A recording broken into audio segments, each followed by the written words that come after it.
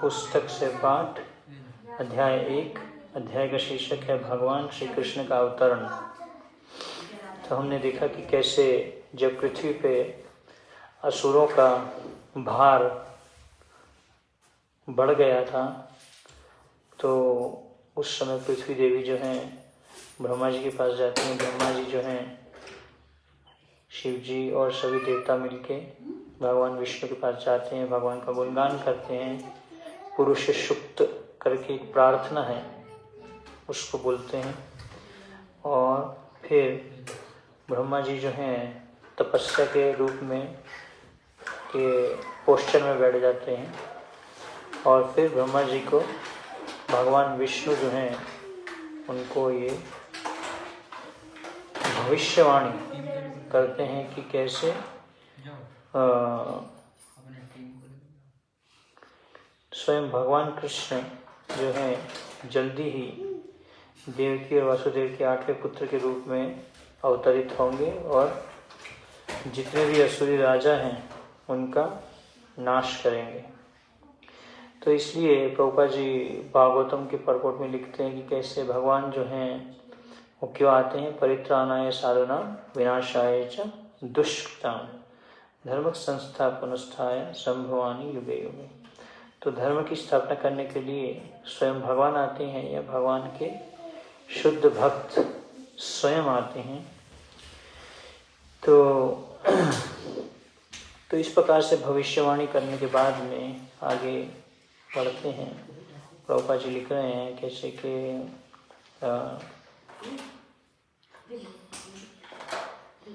यदुवंश का नायक राजा शूरसेन, जिसमें मथुरा नगर आता है, मथुरा प्रदेश तथा साथ ही शूरसेन नामक जनपद पर जिसका नाम उन्हीं के नाम पर रखा गया था, शासन कर रहा था।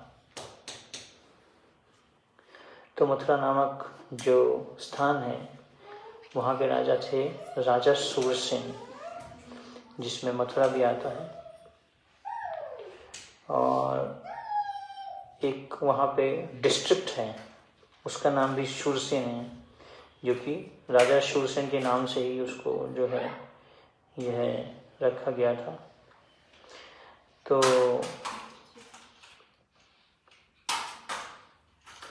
मथुरा इसलिए भी राजधानी बनी। राजा शूरसेन के शासन के कारण मथुरा नगरी समस्त यदु राजाओं को राजधानी बन गई। तो मथुरा जो है शूरसेन के, क्योंकि राजा शूरसेन वहाँ पे शासन कर रहे थे, कहाँ पे? मथुरा नामक देश पे। तो इसलिए जो है मथुरा नगरी समस्त यदु, जितने भी यदुवंशी थे, उनकी जो राजधानी थी वो क्या बन गई? मथुरा बन गई। मथुरा इसलिए भी राजधानी बनी क्योंकि यदुओं का परिवार अत्यंत पवित्र था। तो यदुवंशी जो हैं इसलिए वो पवित्र थे और वे जानते थे कि मथुरा ही ऐसा स्थान है जहाँ द्वारका के ही समान श्री कृष्ण का नित्य वास रहता है। तो यह एक स्थान है जहाँ पे मथुरा मंडल जो है, जिसमें वृंदावन भी आता है और पूरा ब्रज मंडल, वहाँ पे हर समय भगवान कृष्ण का वास रहता है। कहाँ पे? मथुरा नामक स्थान पे। तो जब भगवान आते हैं वो अपने साथ में अपना धाम भी लेके आते, अकेले नहीं आते। नाम रूप गुण लीला। तो भगवान का जो धाम है वह, और उसमें और आध्यात्मिक जगत में कोई अंतर नहीं है। तो एक बार शूरसेन के पुत्र कौन थे? वसुदेव। तो उनके पुत्र थे वसुदेव। देवकी को ब्याह कर अपनी नव परिणीता पत्नी के साथ रथ पर चढ़कर अपने घर आ रहे थे। देवकी के पिता कौन थे? देवकी के पिता पता है किसको? पता है देवकी के पिता का नाम क्या है? उग्रसेन नहीं है? अरे वो तो वासुदेव के पुत्र हुए। देवकी के पुत्र कौन थे? सॉरी, देवकी के पिता हैं? देवक। देवकी के पिता का नाम क्या था? देवक। तो देवकी के पिता देवक ने प्रचुर दहेज दिया था, क्योंकि वह अपनी पुत्री को अत्यधिक चाहता था। तो उन्हें बहुत सारा दहेज देके जो है देवकी का विवाह किया। वसुदेव उनसे विवाह करने के लिए गए। उसने सैकड़ों रथ दिए दहेज में, सैकड़ों रथ। पिता ने सैकड़ों रथ दिए थे जो पूर्णतया स्वर्ण मंडित थे, जो कि क्या थे, उनपे completely decorated with gold equipment, सोना चढ़ा हुआ था उनके ऊपर में।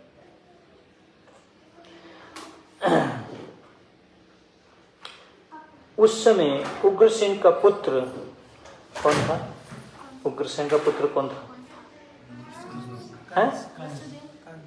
उग्रसेन, सूरसेन का नहीं, कंस। उग्रसेन के पुत्र कौन थे? कंस। उस समय उग्रसेन का पुत्र कंस अपनी बहन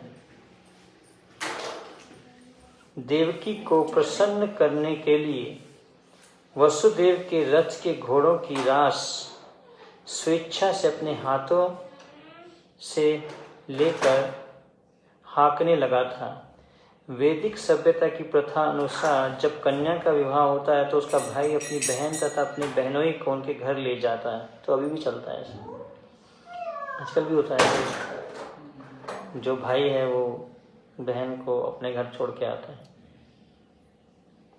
नवविवाहिता कन्या को अपने पिता के परिवार का विक्षोभ न खले, इसलिए भाई उसके साथ तब तक जाता है जब तक अपनी ससुराल न पहुंच जाए।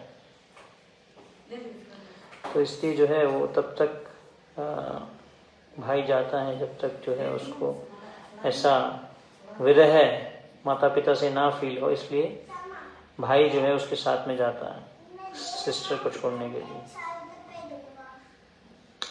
देवक ने जो पूरा दहेज दिया था वह इस प्रकार था। तो क्या क्या दिया था दहेज में? स्वर्ण हारों से मंडित 400 हाथी, 400 elephants fully decorated with golden garlands, 15,000 decorated horses, 15,000 जो हैं क्या थे? सुसज्जित घोड़े, तथा 1800 रथ। उसने अपनी पुत्री के साथ जाने के लिए 200 सुंदर बालिकाएं भी भेजने की व्यवस्था की थी। He also arranged for 200 beautiful girls to follow his daughter.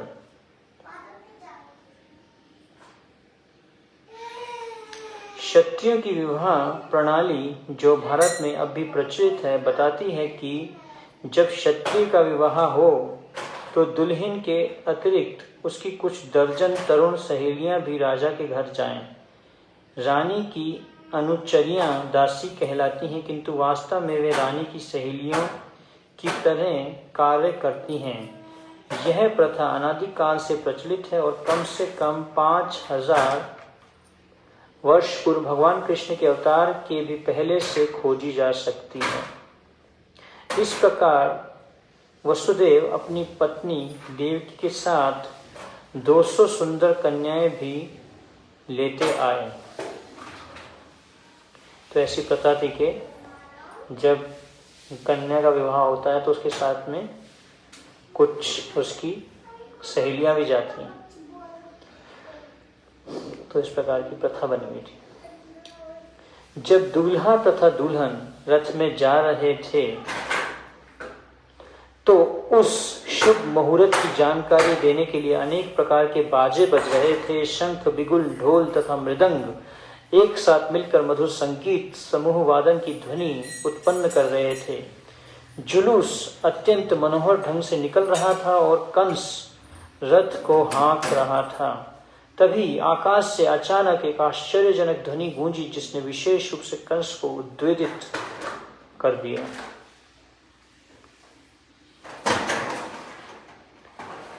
हे कंस, तुम कितने मूर्ख हो!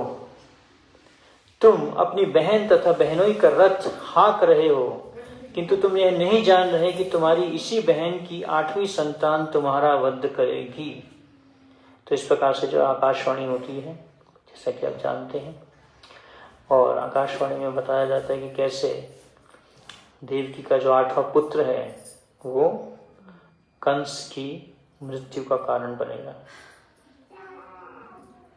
कंस भोजवंशी उग्रसेन का पुत्र था। कहा जाता है कि कंस समस्त भोजवंशी राजाओं में से सर्वाधिक आसुरी था। बहुत ही जो है उसके अंदर में असुरों के गुण थे। भोजवंश में सबसे असुरी वही था। आकाशवाणी सुनते ही कंस ने देवकी के केश पकड़ लिए और उसे अपनी तलवार से मारना चाहा। वसुदेव को कंस के इस दुर्व्यवहार पर आश्चर्य हुआ, अतः वे अपने इस क्रूर निर्लज्ज साले को शांत करने के उद्देश्य से अत्यंत तर्क तथा प्रमाण सहित इस प्रकार बोले। तो उन्होंने जो है वसुदेव ने उनको रोकने के लिए कई प्रकार के तर्क दिए। ब्रदर इन लॉ, तो सबसे पहले जो है उन्होंने क्या बोला, हे मेरे प्रिय कंस, तुम भोजवंश के सर्वाधिक प्रसिद्ध राजा हो। पहले तो उसका गुणगान किया। मारने जा रहा है अभी वो, गुस्से में है, इतना गुस्सा आया हुआ, तलवार पकड़ ली। कोई आपके यहाँ पे बंदूक उड़ा के रख दे और साथ में दूसरा भक्त खड़ा है, आप क्या करोगे? आप उस टाइम में मारने वाला है तो कभी भी मार देगा, बस गोली तो चलानी उधर से। ये सिचुएशन थी। उसने यहाँ पे देवकी के यहाँ पे तलवार लगा दी। तो उस समय देखो कितना वसुदेव ने अपने मन का कितना उनका काबू था। वो गुस्सा नहीं हुए, उनकी पत्नी को मार रहा है उनका जो ब्रदर इन लॉ है। कंस गुस्सा नहीं हुआ उस टाइम में। कंस जो है शांत रहे। देखते हैं अभी।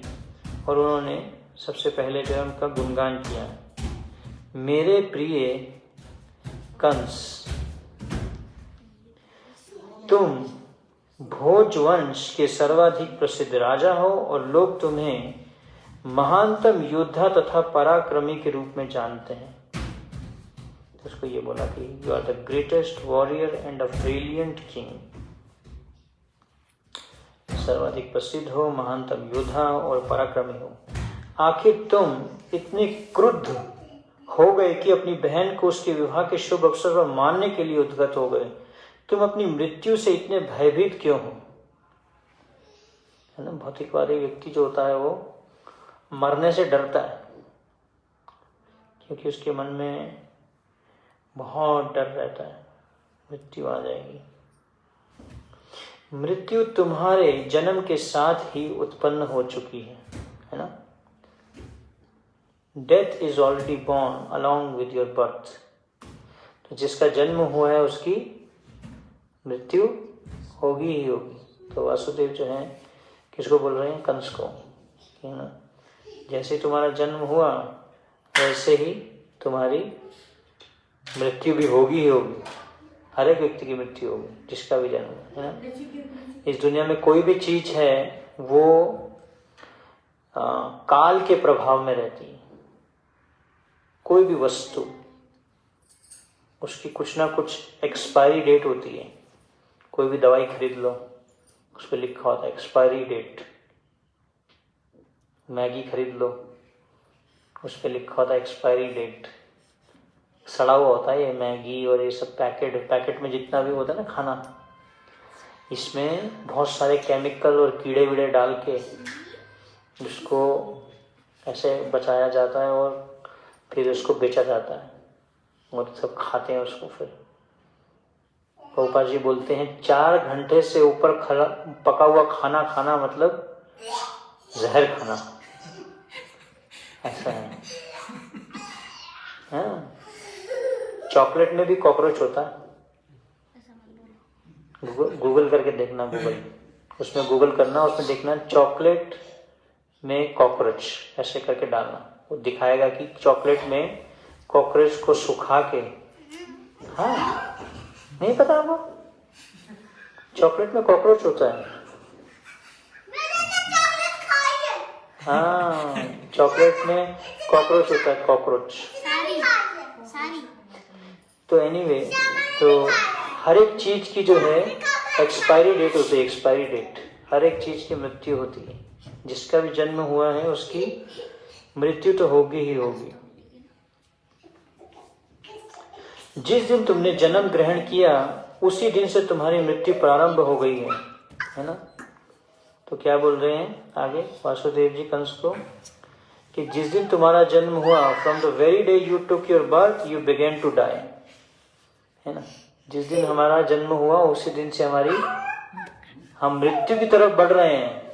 और फिर हम क्या बोलते हैं? Happy birthday to you. अरे मृत्यु हो रही है, बढ़ रहे हैं मृत्यु की तरफ। मान लो कि तुम 25 वर्ष के हो, इसका अर्थ यह हुआ कि तुम पहले ही 25 वर्ष मर चुके हो। वासुदेव जी बोल रहे हैं ऐसा। किसको? तुम हर पल हर क्षण मर रहे हो, तो फिर मृत्यु से इतना क्यों डर रहे हो? अंततः मृत्यु अवश्यम भावी है। तुम चाहे आज मरो या 100 वर्ष बाद, तुम मृत्यु से बच नहीं सकते, है ना। हिरण्यकशिपु जो है वो क्या होना चाहता था? अमर होना चाहता था कि कोई भी मुझे नहीं मार पाएगा, लेकिन वो भी मारा गया। हिरण्यकशिपु जो है इस पृथ्वी का सबसे शक्तिशाली राक्षस था, है ना। सबसे शक्तिशाली था। देवता लोग भी उससे घबराते थे। जब हिरण्यकशिपु अपनी आंख ऐसे उठा लेता था तो जो इंद्र है, इंद्र अपने सिंहासन के पीछे छुप जाता था। इतना शक्तिशाली था। ऐसे अगर अपनी आंख को ऐसे कर लेगा, ऐसे करके देख लेगा, तो इंद्र घबरा जाता था और अपनी कुर्सी के पीछे जाके बैठ जाता था। सच में भागवत में ऐसा दिया गया। तो हर एक व्यक्ति की मृत्यु होती है, चाहे वो कंस है, चाहे वो हिरण्यकशिपु है, चाहे वो कोई भी है। तुम चाहे आज मरो या 100 वर्ष बाद, तुम मृत्यु से बच नहीं सकते, तो फिर मृत्यु से इतना क्यों डरते हो? वस्तुतः मृत्यु का अर्थ है इस वर्तमान शरीर का विनाश। जो ये हमें वर्तमान शरीर मिला है, इसका विनाश होना ही मृत्यु है। ये मृत्यु का अर्थ है। जो आत्मा है वो थोड़ी ना मरती है ना। भगवान ने भी अर्जुन को यही ज्ञान दिया कि अर्जुन तुम जो है कभी नहीं मरोगे, तुम तो नित्य हो। भीष्म पितामह भी नित्य हैं, द्रोण भी नित्य हैं। तो उनकी आत्मा तो अमर है, आत्मा कभी नहीं मरती। लेकिन ये जो शरीर है, जब ये शरीर का विनाश हो जाता है तो हम क्या करते हैं? उस पे हम शोक व्यक्त करते हैं। इसलिए जो वैष्णव आचार्य होते हैं, जैसे रामानुजाचार्य और प्रभुपाद जी जब अपना शरीर छोड़ रहे थे, है ना। प्रभुपाद जी ने कैसे शरीर छोड़ा था? भागवतम बोल रहे थे प्रभुपाद जी। भागवतम बोलते बोलते अपना शरीर छोड़ा था। ये नहीं बोल रहे अरे मर गया मैं, मार दिया मुझे, मरने वाला हूं मैं, ये यमदूत आ गए, ऐसे नहीं रो नहीं रहे थे। भौतिकवादी लोग जो होते हैं वो रोते हैं। रामानुजाचार्य जब शरीर छोड़ रहे थे तो सब लोग रो रहे थे। तो रामानुजाचार्य ने बोला अरे तुम लोग, रामानुजाचार्य रोने लग गए। तो सब बोले, रामानुजाचार्य को पूछे कि अरे गुरुजी आप क्यों रो रहे हैं? तो रामानुजाचार्य बोले कि मैं तो भगवत धाम जा रहा हूँ, आप सब यहीं रह गए, इसलिए मुझे रोना आ रहा है। हाँ, ऐसा बोले रामानुजाचार्य। तो उन्होंने देखा कि इसलिए जो वैष्णव आचार्य होते हैं, वैष्णव आचार्यों का जो जब वो शरीर छोड़ते हैं उस समय बहुत सारे देवता लोग उनको देखने आते हैं। जब वैष्णवाचार्य अपना शरीर छोड़ते हैं, जैसे भीष्म पितामह जब अपना शरीर छोड़ रहे थे, क्योंकि भीष्म पितामह कौन है? 12 महाजनों में से एक महाजन है। तो जब भीष्म पितामह अपना शरीर छोड़ रहे थे तो बहुत सारे देवता लोग उनको देखने आए थे। परीक्षित महाराज के टाइम में भी जब परीक्षित महाराज अपना शरीर छोड़ रहे थे तो उनको भी जो है कई कई साधु संत कथा सुनने के लिए शुद्धदेव गोस्वामी से और देखने आए थे कि कैसे परीक्षित महाराज शरीर छोड़े। ये बहुत ही एक ऑस्पिशियस मोमेंट होता है, बहुत ही एक शुभ अवसर होता है वैष्णव आचार्य जब अपना शरीर छोड़ते हैं। ये बहुत ही एक महान समय होता है। उस चीज को देखते हैं कि कैसे जो है वैष्णव आचार्य अपना शरीर छोड़ रहे हैं। तो बता रहे हैं कि जैसे ही वस्तुतः है मृत्यु का अर्थ है इस वर्तमान शरीर का विनाश। जो हमारा वर्तमान शरीर है इसका जो विनाश है जब हो जाता है उसको क्या कहते हैं? मृत्यु कहते हैं।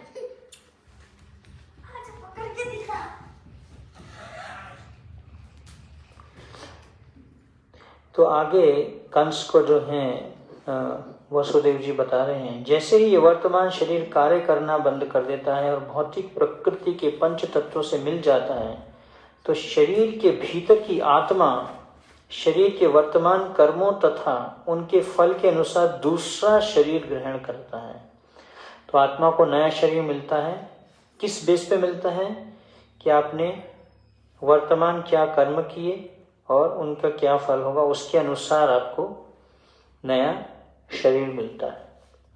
इसको कहते हैं लॉ ऑफ कर्मा। कर्म का नियम है। जैसा हम कर्म करेंगे वैसा ही हमें उसका फल मिलेगा। सपोज आप किसी की चुगली करते हो पीछे से और बाद में फिर वो कोई आपकी चुगली करता है, अरे ये मेरी चुगली क्यों कर रहा है? तो हमें सोचना चाहिए कि पहले हमने किसी के बारे में बुरा बोला तो इसलिए वो अभी हमें बुरा बोल रहे। जैसे कि हम उस दिन अब बता रहे थे एक क्लास में कि जब हम कोई कार्य करते हैं और उसका श्रेय हम खुद ले लेते हैं, मैंने किया, अहंकार के कारण हम सोचते हैं हमने किया। तो जब भी हम किसी कार्य का श्रेय ले लेते हैं या उसका क्रेडिट ले लेते हैं कि हाँ देखो मैंने किया ये, सपोज आपने प्रसाद बनाया और प्रसाद बहुत बढ़िया बना और आपने बोला अरे प्रसाद तो आपको बोला गया प्रसाद तो आज बहुत बढ़िया बना, किसने बनाया प्रसाद? प्रसाद मैंने बनाया। अच्छा, तो जैसे ही हम ऐसा सोचते हैं तो फिर तैयार रहना चाहिए, कोई ना कोई आपको अभी क्या करेगा, आपका क्रिटिसिज्म करेगा, आपको क्रिटिसाइज करेगा। तो इसलिए जैसे जो कर्म होते हैं, कर्म के अनुसार जो है, तो हम जो भी कर्म कर रहे हैं इस शरीर में उसी के अनुसार हम नया शरीर बना रहे हैं। एक नया शरीर बनेगा, फिर हमें नया शरीर मिलेगा जैसे हम कर्म करेंगे। जैसे इस शरीर में कोई जो है मीट खाने की इच्छा रखता है, मांस खाता है, तो उसका अगला शरीर शेर का होगा, वो शेर बन जाएगा। कोई अगर शराब पीता है या इसके सब पर गलत काम करता है तो, या कोई जैसे आजकल जो है लड़के लड़कियां छोटे छोटे कपड़े डालते हैं। सबसे एक बॉम्बे में एक स्टोर है जिसमें फटे फटे पुराने कपड़े मिलते हैं, वो बहुत महंगे महंगे मिलते हैं। उसको वो लोग बोलते हैं फैशन है, फैशन। कई लोग बंदूक जीन्स खरीदते हैं, जीन्स फटी हुई जीन्स खरीदते हैं, फटी पुरानी। तो कोई जो है शरीर पे कपड़े कम डालता है तो उसको अगले जन्म में पेड़ का शरीर मिलेगा। तो जैसे हम कर्म करेंगे, जैसे हम इच्छाएं रखेंगे हमारे मन में, उसी प्रकार का हमें शरीर मिलेगा। कैसी हमारे मन में इच्छाएं आती हैं, अच्छा मैं भी ऐसे फटे पुराने कपड़े डालूं। कपड़े, कई लोग कपड़े नहीं डालते, नागा बाबा की तरह कपड़े फेंक देते हैं, नहीं डालेंगे कपड़े, पेड़ बनना पड़ेगा अगले जन्म में। तो लोग जो हैं तो जैसे ही, इसलिए यहाँ पे वसुदेव जी बोल रहे हैं कंस को कि तुम जैसा इस शरीर में हम कर्म करते हैं, वर्तमान कर्मों तथा उनके फल के अनुसार हमें दूसरा शरीर ग्रहण करना पड़ता है ना। इसलिए हमें क्या खाना चाहिए? प्रसाद लेना चाहिए। प्रसाद लेते हैं इसलिए हम कोई भी ऐसी गलत वस्तु नहीं खाते जिसको भोग नहीं लगा हुआ। बिना भोग लगाए नहीं खाते, नहीं तो हमारे ऊपर में कर्म आ जाता है उसका। सब कोई भी वस्तु खाते हैं जिसको भोग नहीं लगा उसको खा लिया, मार्केट से खरीद के खा लिया, या कुछ पॉपकॉर्न खा लिया, या ऐसा कुछ चिप्स खा लिए, चॉकलेट खा लिया, पिज़्ज़ा खा लिया, भोग नहीं लगा लेकिन उसको, तो कर्म आ जाएगा। फिर अगला शरीर उसी के अनुसार बनेगा, हमारा नया शरीर। तो इसलिए यहाँ पे बोला जा रहा है कि हम नया शरीर तैयार कर रहे हैं वर्तमान कर्मों के अनुसार। यह मनुष्य के सड़क पर चलने के समान है। मनुष्य अपना पांव आगे बढ़ाता है और जो ही उसे विश्वास हो जाता है कि उसका पांव ठोस जमीन पर पड़ा है तो वह दूसरा पांव उठाता है। इसी प्रकार यह शरीर भी एक दूसरे शरीर में बदलता रहता है। और आत्मा देहांतर करता रहता है। देखो कितनी सतर्कता से पौधे का कीड़ा एक टहनी से दूसरी में जाता है। इसी प्रकार जब उच्च अधिकारी यह निर्णय लेते हैं कि अगला शरीर कैसा हो, तो जीव अपना शरीर बदल देता है।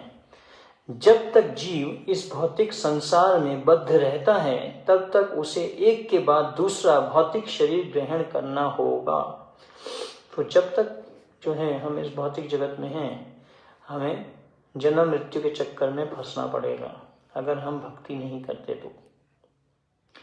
उसे अगला शरीर उसके इस जीवन के कर्मों तथा उनके फलों के अनुसार प्रकृति के नियमों द्वारा प्रदत्त होता है। आगे बता रहे हैं वसुदेव जी कंस को बोल रहे हैं, यह शरीर स्वप्नों में देखे जाने वाले शरीरों में से किसी एक के ही समान होता है। सोते समय स्वप्न में हम अपनी मानसिक सृष्टि के अनुसार अनेक शरीरों की रचना करते रहते हैं। हम पहले से स्वर्ण देखे रहते हैं और पर्वत भी, जैसे कि हमने सोना देखा है, पर्वत भी देखा है। अतः स्वप्न में हम दोनों विचारों को मिलाकर स्वर्ण पर्वत देख सकते हैं। कभी कभी सपने में हम अपने शरीर को उड़ता हुआ देखते हैं और उस समय हम अपने वर्तमान शरीर को बिल्कुल भूल जाते हैं, है ना। जैसे जब हम सपना देखते हैं तो सपने में अगर हमने ऐसा कुछ सपना देख रहे हैं कि हम उड़ रहे हैं, उड़ते हुए जा रहे हैं, कहीं अलग अलग प्रकार के सपने आते हैं लोगों को, तो उसी प्रकार से उस समय हम अपने वर्तमान शरीर को भूल जाते हैं। जब हम सपने में होते हैं तो हम भूल जाते हैं ना हम कौन है। फिर सपने में हम तो पता नहीं कौन सी दूसरी दुनिया में चले जाते हैं। तो इसी प्रकार से शरीर बदलते रहते हैं। जब तुम्हें कोई शरीर मिलता है तो तुम विगत शरीर को भूल जाते हो। तो जैसे ही हमें नया शरीर मिलेगा तो हम अभी जो हमारा वर्तमान शरीर है हम उसको भूल जाते हैं। स्वप्न में जब तुम कोई शरीर, स्वप्न में हम ना जाने कितने नए प्रकार के शरीरों के साथ संपर्क कर सकते हैं, किंतु जगने पर हम उन सबको भूल जाते हैं। ये भौतिक शरीर वास्तव में हमारी मानसिक क्रियाशीलता की रचनाएं हैं, किंतु इस समय हम अपने विगत शरीरों का स्मरण नहीं कर पाते। तो इस प्रकार से जैसे हम स्वप्नों में भी अपने वर्तमान शरीर को भूल जाते हैं, उसी प्रकार से जो है हम ऐसे कई कई शरीर प्राप्त कर सकते हैं। तो इस प्रकार से जो है वसुदेव जी उनको शिक्षा दे रहे हैं। किसको? कंस को। गुस्से में है, हाथ में तलवार पकड़ी हुई है, देवकी के ऊपर तलवार लगाई हुई है गले पे। कैसी स्थिति है, ऐसी स्थिति में जो है उनको ज्ञान दे रहे हैं और सुन भी रहा है। वो अभी तक तलवार मारी नहीं उसने, वो भी शांति से सुन रहा है। कुछ तो वासुदेव जी की शक्ति है। यह मन बड़ा ही चंचल है। The nature of the mind is flickering. कभी यह कुछ स्वीकार करता है और तुरंत वस्तु को अस्वीकार कर देता है ना। जो मन की नेचर क्या है? Accepting and rejecting. मन कभी किसी चीज को स्वीकार करता है, फिर थोड़ी देर बाद उसको रिजेक्ट कर देता है, अस्वीकार कर देता है। थोड़ी देर किसी चीज को स्वीकार करेगा, फिर उसको रिजेक्ट कर देगा। ये मन का नेचर है। इंद्रिय तृप्ति के 5 विषयों, कौन से 5 विषय हैं पता है आपको? इंद्रिय तृप्ति के 5 विषय क्या हैं? प्रश्न। इंद्रियों के 5 विषय, इंद्रिय तृप्ति के 5 विषय। इंद्रियां कौन कौन सी हैं? 5। ज्ञान इंद्रियां हैं, कर्म इंद्रियां हैं, है ना। तो ज्ञान इंद्रियों में क्या है? क्या है ज्ञान इंद्रियां? कान है, नाक है, जीभ है, हाथ है, त्वचा, आँख, कान, आँख तो बोले, कान, जीभ, त्वचा, आँख, कान, नाक, जीभ और त्वचा। आँख, कान, यहीं से देखो ना, टॉप फ्लोर जो है आपका, आँख, कान और नाक और जीवा और सेंस ऑफ टच, ये जो है आपकी इंद्रियां हैं। कौन सी इंद्रियां हैं? ज्ञान इंद्रियां। तो इन इंद्रियों के 5 विषय हैं। कौन से 5 विषय बता रहे हैं यहाँ पे? ज्ञान इंद्रियों के, इंद्रिय तृप्ति के 5 विषय हैं। आँख का काम क्या है? देखना, कुछ कुछ सुंदर सुंदर देखना, YouTube देखना, फेसबुक देखना, आँख का काम है ना, कुछ ना कुछ देखना चाहती है। एक बीमारी चालू हुई, आपको पता है? कल मैं एक अमेरिका में एक लड़के से बात कर रहा था, उसने मेरे को उस पर पूरा एक रिसर्च भेजा है। इसको कहते हैं, जैसे ड्रग एडिक्शन होता है, ड्रग्स लेते हैं ना, ड्रग्स, गांजा पीते हैं लोग, सिगरेट पीते हैं, कोई लोग गुटखा खाता है, वैसे ही एक है स्क्रीन एडिक्शन। स्क्रीन को देखना, उससे जब हम आंखों से देखते हैं तो उसमें से एक केमिकल रिलीज होता है, वो हमें हमारी आंखों को ऐसे अटका के रखता है हर समय कि हम देखते रहें। तो कुछ ना कुछ देखना। देखने से सबसे ज्यादा हमें असत्संग प्राप्त होता है। जो सबसे ज्यादा असत्संग प्राप्त होता है वो कैसे होता है? आंखों के द्वारा। जब हम देखते हैं, कुछ गलत चीज देख ली, उसका मन में एक संस्कार चला जाता है। इसलिए भक्त लोग जब ट्रैवल करते हैं एक स्थान से दूसरे स्थान में, वो इधर उधर नहीं देखते, कहाँ बिल बोर्ड पे क्या लिखा है, ये क्या है, वो क्या है। तो देखने से असर मिलता है। जैसे कि अजामिल था, अजामिल जो है एक बहुत ही शुद्ध ब्राह्मण थे, लेकिन जब वो जा रहे थे तो उन्होंने रास्ते में शूद्र और शूद्राणी को संग करते हुए देख लिया, और उसका ऐसा उनके मन में एक इम्प्रेशन पड़ गया, संस्कार पड़ गया, और उसके बाद में जो है उनका पतन हो गया भक्ति से। तो जो देखना है, आंखों का क्या विषय है? इंद्रिय तृप्ति करना। कैसे? आंखों के द्वारा हम इंद्रिय तृप्ति कैसे करते हैं? देखते हैं। सपोज आपके सामने मिस वर्ल्ड आ जाए, सब देखने लग जाएंगे, मिस वर्ल्ड आ गई। तो आंखों का ये विषय है रूप, उसके बाद में है रस, उसके बाद में है गंध, उसके बाद में है शब्द, और उसके बाद में है स्पर्श। तो रस किसका विषय? कौन सी इंद्रिय का विषय है? रस जीवा का। जीवा वेगम, वाचो वेगम, मनसा क्रोध वेगम, जीवा वेगम। जो जीवा का वेग है, ये एक प्रकार का वेग है, वेग खींचता है आपको। सपोज आप बुक डिस्ट्रीब्यूशन कर रहे हो और जा रहे हो मार्केट से, सामने छोले भटूरे बन रहे हैं, उसमें प्याज लहसुन डला हुआ है और मुंह में पानी आ रहा है, देख अरे कोई तो देख नहीं रहा, सिर पे उत्तरी लगाओ, साइड में बैठ जाओ। इतने टाइम से गोलगप्पा नहीं खाया, लेकिन वो रिसेंटली एक डिवोटी ने वीडियो बनाया है, गोल गप्पे का जो पानी होता है, पानी उसमें क्या डला होता है। ओए होए, अगर आप वो वीडियो देख लोगे, आप कभी गोलगप्पा नहीं खाओगे। उसमें क्या डालते हैं ये लोग, ओए होए। क्या बताऊंगा, मैं आपको वीडियो भेजूंगा। वो सरोपी अपू ने बनाया वीडियो, बहुत अच्छे से उन्होंने डिस्क्राइब किया उसको बहुत। तो रूप हो गया, उसके बाद में हो गया रस, टेस्ट करना। टेस्ट जीवा का काम होता है, कुछ ना कुछ मिले तो टेस्ट करते हैं। पहले बच्चों को कुछ खाने को होता है, पहले टेस्ट करके देखेंगे कैसा है, अच्छा तो खाते हैं। टेस्ट अगर ठीक नहीं है, इसलिए प्रभुपाद जी ने ऐसा बोला कि हमें प्रसाद टेस्टी बनाना चाहिए, इतना टेस्टी होना चाहिए कि सब लोग जो भी उसको टेस्ट करे तो बस खिंच जाए। तो रूप, रस, उसके बाद में है गंध, स्मेल। नाक का विषय है, सूंघना। कुछ बन रहा है और बढ़िया बटर पीनट हलवा बन रहा है और आपके नाक जो है खिंचती हुई जा रही है।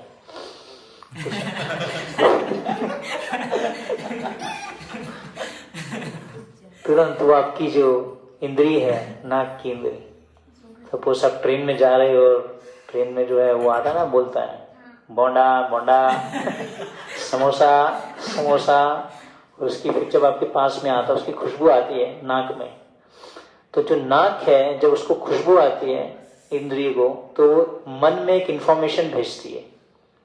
मन को बोलते हैं, कौन बोलता है? नाक। मन को बोलता है हाँ बढ़िया है, इसका टेस्ट एक बार खाया था मैंने, बहुत बढ़िया था समोसा। तो गंध, सूंघना। तो गंध को हम जैसे सुबह में हम आपको एक सेंट देते हैं, सेंट नरसिंह भगवान को, उसको हम सूंघते हैं, अपनी नाक को हम उसमें लगाते हैं। भगवान का जब भोग बनता है, हमें कभी भी उसको इंद्रिय तृप्ति के भाव से सूंघना नहीं चाहिए। डीटी वर्शिप का नियम है। इसलिए किचन ऐसी जगह पे होना चाहिए कि जहाँ पे कोई ऐसे ऐसे जाके उसको सूंघे ना, तो उसको भोग नहीं लगा सकते भगवान को। उसको टेस्ट भी नहीं करना चाहिए बिना भोग लगाए। पहले एक बार कभी थोड़ा टेस्ट कर लेते हैं लोग, फिर भोग लगाते हैं। शबरी ने भी तो किया था ऐसे, लोग बोलते हैं। लेकिन टेस्ट नहीं करना चाहिए। माधवेंद्रपुरी जो है वो जब गोपीनाथ जी के दर्शन कर रहे थे, तो वहाँ पे जैसे उनको पता चला कि वहाँ पे अमृत केली करके खीर बनती है, तो उनके मन में इच्छा है कि मैं अमृत केली खीर को टेस्ट करता हूँ ताकि मैं अपने गोपाल जी के लिए बना पाऊँ। तो उनके मन में जब ऐसा भाव आया, उन्होंने सोचा कि देखो मैं कितना पतित हूँ कि मैं भगवान को बनाया गया भोग को मैं टेस्ट करना चाह रहा हूँ। लेकिन उनका जो भाव था वो इस तरीके से था कि उनकी जीवा की तृप्ति के लिए टेस्ट करना चाह रहे थे। तो इसलिए भगवान का जो भोग है उसको हमें कभी भी सूंघना भी नहीं चाहिए जब तक बन भी जाता है। बनने के बाद में भी वहाँ पे ऐसा नहीं कि जाके हम देखें अच्छा प्रभु आज क्या मेन्यू है थोड़ा बताना। जल्दी ऐसा हम पहले ब्रह्मचारी आश्रम में ऐसा होता है, किचन में जाके सुबह सुबह जो है 8:30 बजे जाके चेक करते हैं आज क्या बन रहा है। अच्छा खिचड़ी पकौड़ा ये वो, तो क्लास में 5 मिनट पहले ही आ जाऊंगा मैं। तो पहले जाके पता करते हैं, सारी खबर लेते हैं आज क्या बनने वाला है। और अगर मंगल आरती में अनाउंस हो जाए कि आज फीस्ट होने वाला है, तो बस उसके बाद में तो सुबह सुबह जल्दी फटाफट पेट साफ करके तैयार रहता है व्यक्ति। एनीवे, तो गंध, उसके बाद में आता है साउंड, शब्द, कान का विषय। कान के द्वारा हम अलग अलग प्रकार का साउंड सुनना चाहते हैं, अलग अलग प्रकार की आवाजें। इसलिए कान में हमें कृष्णा अच्छे कीर्तन, भगवान का कीर्तन सुने, नाम जप को ध्यान से सुनना चाहिए। हरे कृष्ण कृष्ण कृष्ण हरे हरे, हरे राम राम राम हरे हरे। इतना लाउड होना चाहिए कि हमें सुनाई दे। इतना लाउड भी नहीं होना चाहिए कि सबको सुनाई दे, और इतना स्लो भी नहीं होना चाहिए सुनाई दे रहा क्या बोल रहा है। उतना मतलब सुना ही देना चाहिए, सॉफ्ट होना चाहिए, दूसरों को डिस्टर्ब नहीं होना चाहिए। तो लेकिन ये क्या कहते हैं, मूवी के गाने नहीं सुनने चाहिए। मूवी के गाने कहीं इधर उधर गाना चल रहा है, उसको जाके सुन रहे हैं तो वो अच्छा नहीं है, उससे हमारा मन अशुद्ध हो जाएगा। और स्पर्श, छूना, टच करना, सेंस ऑफ टच, स्किन जिसको कहते हैं। इंद्रिय तृप्ति के 5 विषयों रूप, रस, गंध, शब्द तथा स्पर्श के संपर्क से ही मन स्वीकार और अस्वीकार करता है ना। मन का क्या फंक्शन है? स्वीकार करना और अस्वीकार करना। तो ये जो 5 इंद्रियों के जो विषय हैं, तो पहले जैसे बोंडा है, बोंडा बना सपोज, तो पहले टेस्ट करेगा, स्वीकार करेगा, अच्छा लग रहा है। सपोज बोंडा में नमक नहीं है, स्वीकार नहीं करेगा, तो मन अस्वीकार कर देगा उसको। तो स्वीकार करना और अस्वीकार करना, इन 5 इंद्रियों के विषयों के संपर्क से ही मन स्वीकार और अस्वीकार करता है। चिंतनशील विधि द्वारा मन इंद्रिय तृप्ति के विषयों के संपर्क में आता है और जीव इच्छा अनुसार विशेष प्रकार का शरीर प्राप्त करता है। इस प्रकार शरीर भौतिक प्रकृति के नियमों द्वारा प्रदत्त एक उपहार है। जीव शरीर ग्रहण करके अपने शरीर की रचना के अनुसार इस जगत में सुख भोगने या दुख सहने के लिए फिर से आता है। किसी विशेष शरीर के बिना हम विगत जीवन से प्राप्त मानसिक दशा के अनुसार सुख या दुख का अनुभव नहीं कर सकते।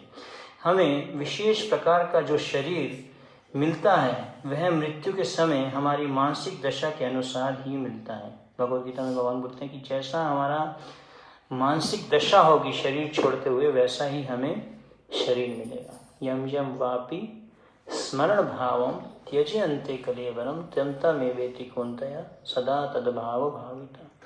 तो जब हम शरीर छोड़ते हैं तो हमारे मानसिक दशा क्या है?